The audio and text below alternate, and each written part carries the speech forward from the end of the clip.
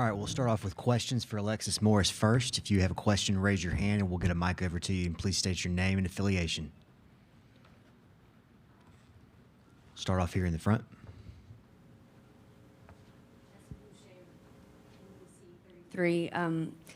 Lex, the third quarter you guys struggled, only shot 18.8% from the floor. Kind of what was not going y'all's way after having the first half that y'all had?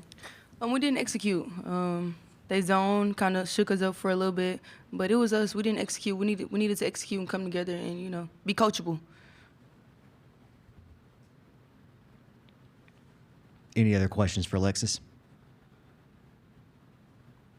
Over to the right in second row. Alexis, obviously it's always disappointing to lose, but can you put it in perspective with the whole season?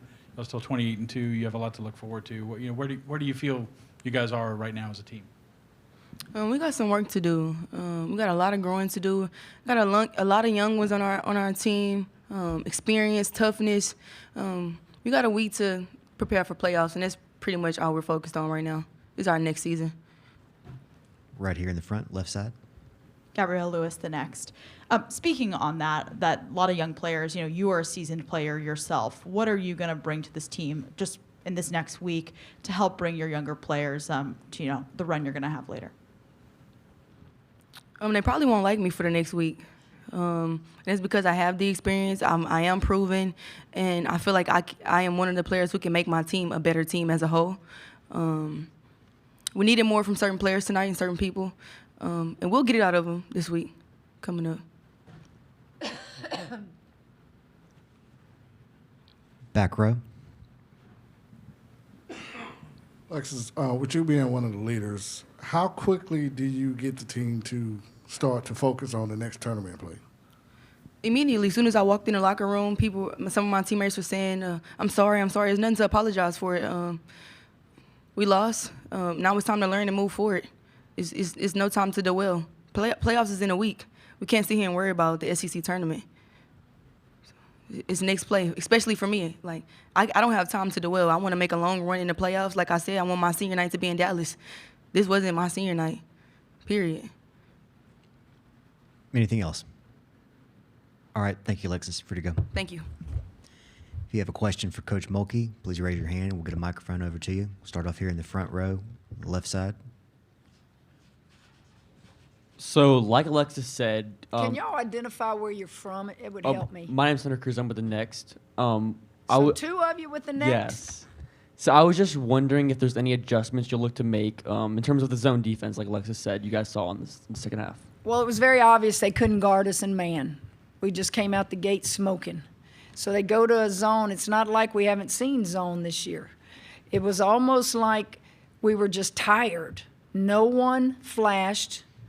No one moved. No one screened the zone. We had no dribble penetration to make two take you. We had no ball reversal. Nothing. We just relied on shot clock winding down, set a pick, jack a shot up.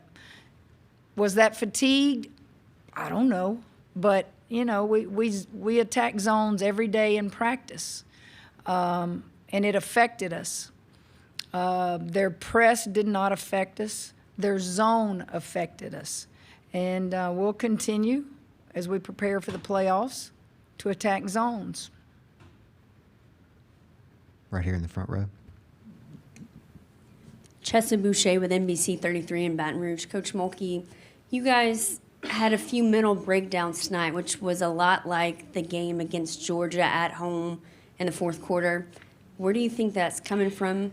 Well, the mental breakdowns, I don't know if I'd call them mental breakdowns. We did not do things on either end of the floor in executing. I don't know if that was fatigue.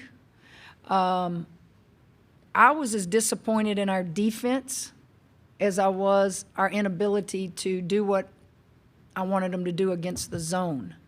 I just thought everything they did was in the paint. So I'm in a timeout going, do I go zone? Make them shoot it outside.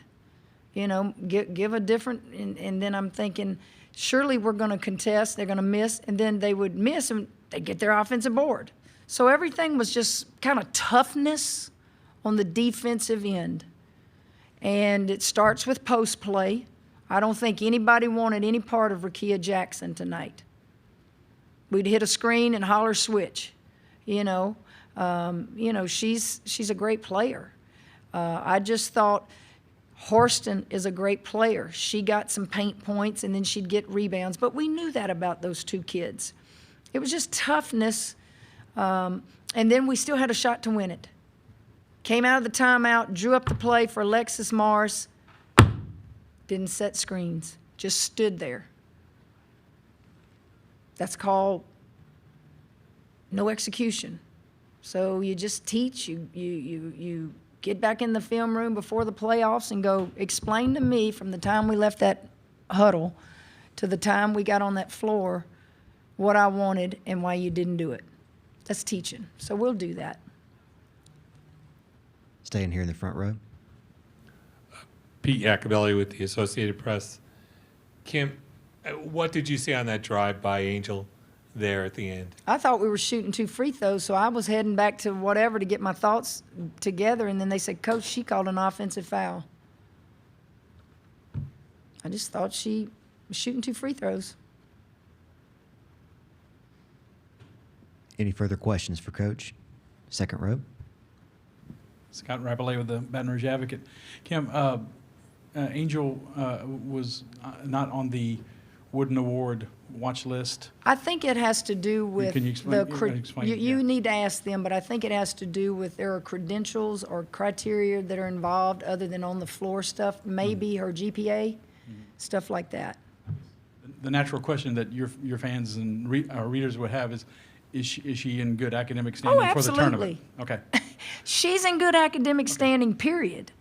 It's just there's a criteria on some of these awards, like a lot of them will have community service stuff, some of them will have GPAs, some will have, yeah. Yeah, she's academically fine. Anything else? All right. Thank you, Thank Coach. y'all.